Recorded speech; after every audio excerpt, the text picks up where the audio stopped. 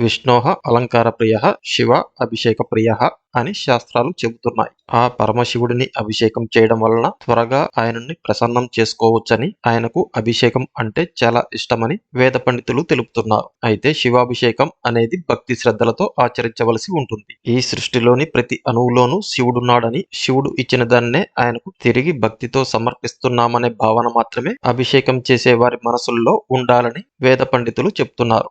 హిందూ శాస్త్రాల ప్రకారం ఆ పరమశివుడిని అనేక పదార్థాలతో అభిషేకించవచ్చు. అయితే ఈ పదార్థములతో అభిషేకించేటప్పుడు అత్యంత భక్తి శ్రద్ధలతో చేయవలసి ఉంటుంది.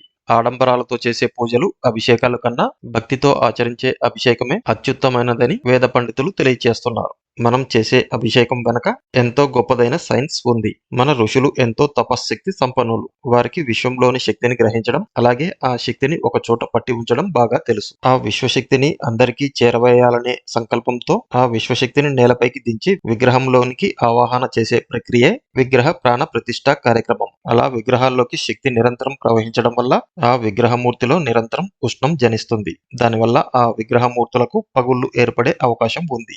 అందువల్ల ఆ మూర్తులకు నిరంతరం అభిషేకం చేయవలసి ఉంటుంది. అందున శివలింగం ఈ భూమి మీద అమితంగా శక్తిని పొందే విధంగా ఉంటుంది. కావున శివలింగానికి నిరంతరం అభిషేకించవలసి ఉంటుంది. మంచి మనస్సుతో, నిశ్చలమైన భక్తితో జలంతో అభిషేకించినా కూడా ఆయన ప్రసన్నుడవుతాడు. మన కోరికలు నెరవేరుస్తాడు. అందుకే ఆయన్ని బోలాశంకరుడు అని పిలుస్తారు. హిందువుల పూజా విధానంలో ఎంతో ప్రాధాన్యం కలిగిన అభిషేకానికి ఎన్నో ద్రవ్యాలు వాడుతూ ఉంటాం. అలా మనం వినియోగించే ఒక్కో ద్రవ్యానికి ఒక్కో విశిష్టత, ఒక్కో ప్రత్యేక పరమార్థం ఉన్నాయి.